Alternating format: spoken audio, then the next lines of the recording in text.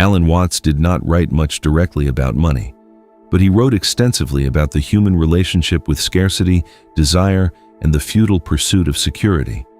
And if you understand those ideas clearly, the money problem dissolves into them like a shape dissolving into fog.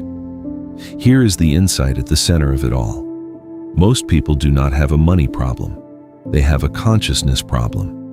And specifically, they have a problem with how they relate to impermanence and to the self they believe themselves to be. Watts observed that the search for security, the compulsive need to accumulate enough to protect oneself against the future, to turn money into a permanent fortress against the uncertainty of existence, is not a financial strategy. It is an expression of anxiety. And the anxiety, as he diagnosed it again and again, does not come from not having enough.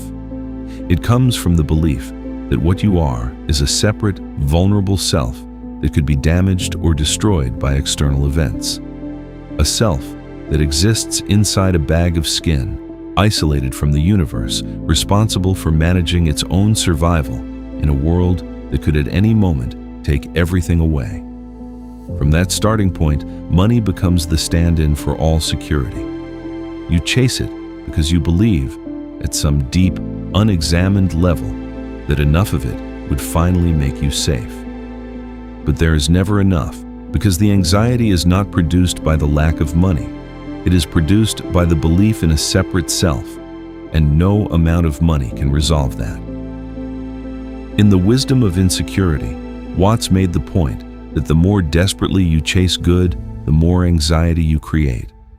This is not a spiritual platitude. It is a precise description of how the feedback loop works. The very act of chasing from a place of fear confirms to your nervous system and to your patterns of behavior that you are in a state of lacking.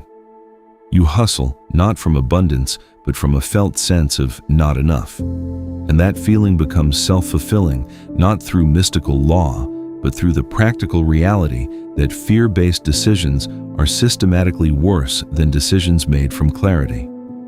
The relationship with money changes, Watts suggested, not when you accumulate enough, but when you address the belief underneath the accumulation. The belief that you are separate. The belief that you are in danger. The belief that your worth as a being is measured by what you have managed to secure. What would it feel like, he asked, to experience yourself not as a separate organism scrambling for resources in a hostile universe, but as a movement of the universe itself, as something the whole has produced and continues to sustain? Not as a guest in the world, but as the world happening through a particular form. This is not a reason to become passive about money or to avoid practical action. Watts was not a quietist. The sailor still has to sail. But the sailor who is not terrified of the ocean navigates it differently, more responsively, more skillfully, with less frantic energy wasted on controlling what cannot be controlled. The relationship with money changes when the terror underneath it changes. There is also the matter of what Watts called the taboo against genuine self-knowledge, the deep social training that tells us our value is determined by our productivity, our net worth, our ability to convert life into achievement. Most people have never examined this assumption.